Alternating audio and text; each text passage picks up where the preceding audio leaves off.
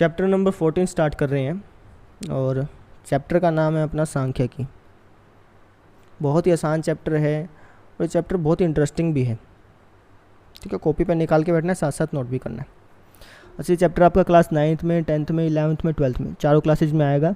12th के बाद ये कॉलेज लाइफ में भी आएगा, लेकिन ये एक चैप्टर नहीं रहेगा, फिर ये पूरी की पूरी एक बुक बन जाएगी। अगर आप 12th के बाद मैथमेटिक्स लेते हैं और सांख्यिकी को एक विषय के रूप में लेते हैं ना, तो ये पूरी की पूरी बुक बन जाएगी, एक चैप्टर नहीं रहेगा फिर। ठीक है, तो देखो सांख्यिकी हमें क्या बताता है, तो आप हेडिंग ढालिएगा, सांख्यिकी हमें क्या सिखाता है। हमें क्या सिखाता है। सांख्यिकी हमें बताता है कि कैसे किसी भी इंफॉर्मेशन को अच्छी तरीके से लिखा जाता है। एग्जाम्पल से समझना, जैसे मान लो कि मेरे पास जो है 3 रंग के जूते हैं। मान लिया कि मेरे पास लाल रंग के जूते हैं, सफ़ेद रंग के जूते हैं और मान लो कि मेरे पास हरे रंग के जूते हैं। ठीक है, लाल रंग के जूते मैंने बोले 5, सफ़ेद रंग के मेरे पास है 4 और हरे रंग के मेरे पास 3। तो ये मेरे पास क्या, एक इन्फॉर्मेशन है, एक डाटा है मेरे पास। ठीक है, या फिर हिंदी में कहो तो भाई मेरे पास ये एक आंकड़ा है। समझ रहे हो ना, मेरे पास ये डाटा है कि भाई मेरे पास लाल रंग के जूते 5 हैं, सफ़ेद 4 हैं और हरे 3 हैं। ठीक है, लेकिन अगर ये डाटा किसी और को दूँ मैं, तो वो उसको समझ नहीं पाएगा। जैसे मान लो कि ये डाटा मैंने आपके दोस्त को दिया, तो उसको क्या पता चलेगा कि यार ये लाल क्या है, सफ़ेद क्या है, हरे क्या है ना, उसको तो पता नहीं चलेगा। ना ही ये पता चलेगा भाई 5 4 3 इसका क्या मतलब है। तो इस डाटा से कोई भी इन्फॉर्मेशन नहीं निकल रही है ना, कोई भी मीनिंगफुल इन्फॉर्मेशन नहीं निकल रही, किसी को पता नहीं चल रहा है कि इसका मतलब क्या है। ठीक, तो सांख्यिकी हमें क्या बताती है कि कैसे किसी भी डाटा को अच्छी तरीके से लिखा जाए। तो सांख्यिकी हमें क्या कहेगी कि भैया इसको ऐसे मत लिखो, इसको तुम प्रॉपरली लिखो, एक टेबल बना करके ऐसे टेबल बना लो। यहाँ पे तुम लिखो जूतों का रंग और यहाँ पे तुम लिखो संख्या। जैसे तुम्हारे पास कौन कौन से रंग के जूते हैं, लाल, सफ़ेद और हरे, है ना, तो इनको यहाँ पे लिख दो और संख्या कितनी कितनी है, 5 4 और 3, इनको यहाँ पे लिख दो। तो देखो अब ये जो डाटा है ना, वो प्रॉपर वे में लिखा गया। ये जो डाटा है ये प्रॉपर वे में हो गया, प्रॉपर डाटा हो गया। ठीक है, ये हमें किसने सिखाया, सांख्यिकी ने बताया। ठीक है, सांख्यिकी क्या बताती है कि कैसे किसी भी डाटा को प्रॉपर्ली लिखा जाता है। अब ये डाटा आप अपने दोस्त को दिखाओगे तो उसको पता चल जाएगा, भैया लाल रंग के जूते हैं 5, सफ़ेद रंग के जूते हैं 4, हरे रंग के जूते हैं 3। समझ रहे हो, ये मतलब था। अब ज़रूरी नहीं है कि आप डाटा को ऐसे ही लिख सकते हो, आप और तरीके से भी लिख सकते हो। आपने क्लास 8वीं में पढ़ा भी है, आपने जो है उसके बारे में पढ़ा है, दंड आलेख के बारे में, जिसको बार ग्राफ बोलते हैं इंग्लिश में, है ना। इससे भी हम डाटा को रिप्रेजेंट कर सकते हैं, पाई चार्ट से भी रिप्रेजेंट कर सकते हैं भाई, ऐसे करके कुछ भाई मेरे पास सफ़ेद रंग के इतने हैं, लाल रंग के इतने हैं, हरे रंग के इतने, ऐसे भी कर सकते हैं। चाहो तो आप उससे कर सकते हो आयत चित्र के से। ठीक है, इन सबको हम ब्रीफली समझेंगे, अभी तो मैं सिर्फ एग्जांपल्स दे रहा हूँ, है ना। तो आप किसी भी डाटा को अलग अलग तरीके से लिख सकते हैं। ठीक है, वो अलग अलग नीड होते हैं कि आपको क्या कौन सा डाटा से रिप्रेजेंट करना है। हो सकता है आप इससे रिप्रेजेंट करोगे तो ज़्यादा सही रहेगा, हो सकता है आप इससे रिप्रेजेंट करो तो और ज़्यादा सही रहेगा, है ना। हो सकता है इससे करो या फिर इससे करो, तो अलग अलग नीड के अनुसार हम डाटा को रिप्रेजेंट करते हैं। बात समझ में आ गई। तो ये सांख्यिकी का बेसिक था जो हमने पढ़ना था। तो अब हम देख लेते हैं प्रश्नावली 14.1 को। ठीक है, तो देखो क्या बोल रहे हैं प्रश्नावली 14.1 आपके। तो प्रश्नावली 14.1 प्रश्न नंबर 1 देखो इसका।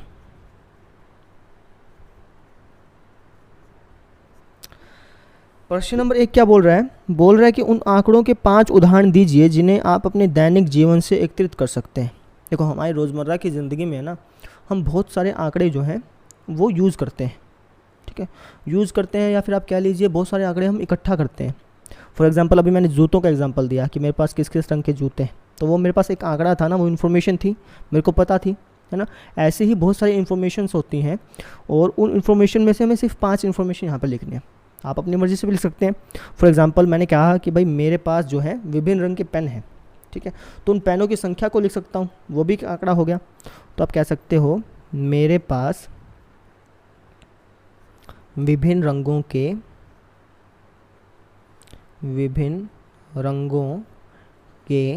पेनों की संख्या।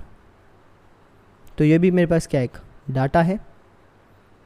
कुछ और भी कह सकते थे, है ना, जरूरी थोड़ी है कि पेन ही है।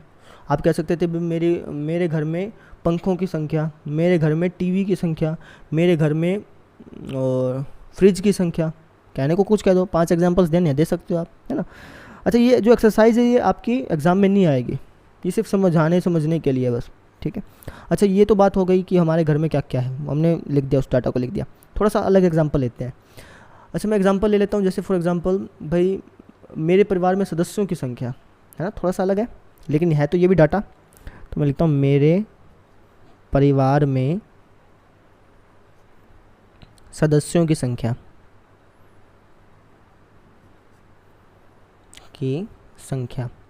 ये क्या एक डाटा है। ऐसे और कुछ भी बना सकते हैं। और सोचिए, शाबाश, मेरे भाइयों की संख्या, मेरी बहनों की संख्या, है ना, वो तो चलो परिवार में ही आ गया, है ना, भाई बहन तो परिवार में ही होंगे आपके।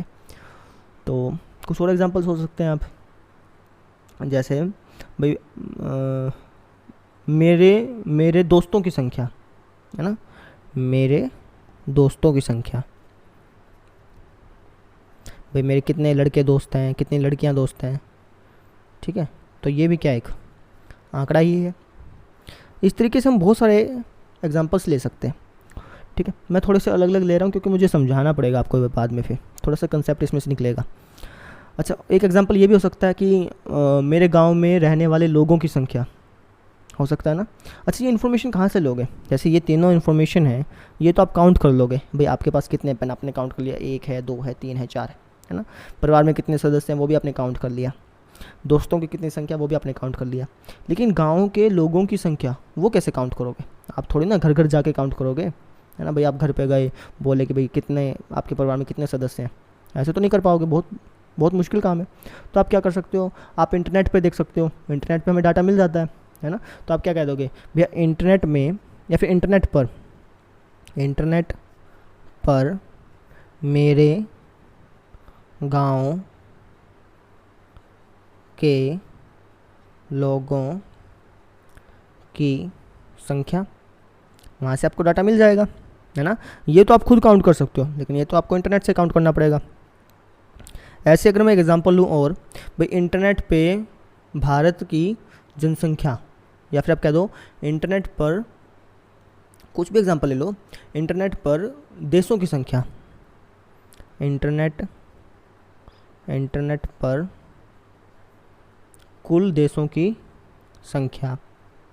भाई कुल कितने देश हैं, ठीक है। आप थोड़ी ना काउंट करने जाओगे, या फिर आप इंटरनेट पे देखोगे, या फिर कहीं बुक से देखोगे, या फिर किसी टीचर से पूछोगे भैया कुल कितने देश हैं, किसी की तो हेल्प लोगे ना, आप खुद तो ऐसे काउंट नहीं कर सकते। अच्छा, पेन को गिनने में किसी की हेल्प नहीं लेनी पड़ी आपको, आपने खुद काउंट कर लिए, ठीक है। दोस्तों की संख्या गिनने में हेल्प नहीं लेनी पड़ी, आपने खुद काउंट कर लिए। लेकिन देशों में, कुल देशों की संख्या के लिए आपने क्या किया, इंटरनेट की मदद ले ली। तो इस तरीके से बहुत सारे डाटा हम बना सकते हैं, ठीक है। तो अब देखो प्रश्न नंबर दूसरा क्या है, प्रश्न नंबर 1 यहाँ पर आपका खत्म हो गया।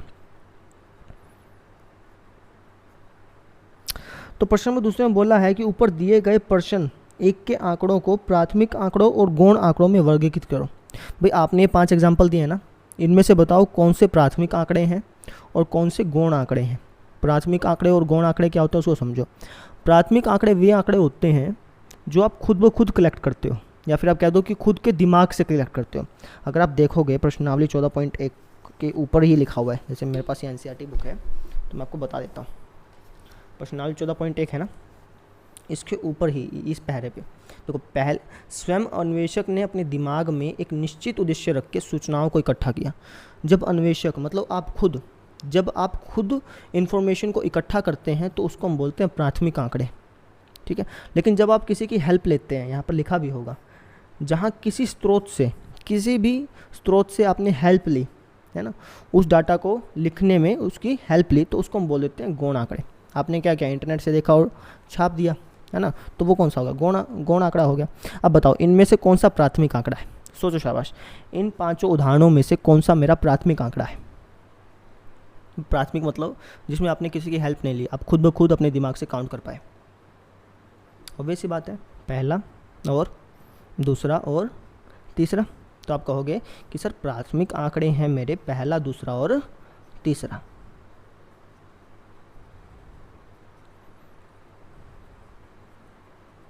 अच्छा, अब मैं आपसे पूछूं कि बताओ, चलो प्राथमिक आंकड़े तो आपने बता दिए, गौण आंकड़े बताओ भाई, गौण आंकड़े कौन कौन से हैं? गौण आंकड़े कौन से होते हैं? जिसमें आपने किसी स्रोत से देखा हो उस चीज़ को, इंटरनेट पे देखा हो, दोस्त से पूछा हो, किसी से भी, तो आप कह सकते हो सर चौथा और पांचवा, ये कौन से आंकड़े हैं? गौण आंकड़े। तो इस तरीके से अपनी प्रश्नावली 14.1 हो गई, है ना। ये सिर्फ समझाने के लिए थी, बेसिक थी, इससे संबंधित कोई भी क्वेश्चन एग्जाम में नहीं आएगा, समझ रहे हो। अच्छा, अब देखो प्रश्नावली 14.2।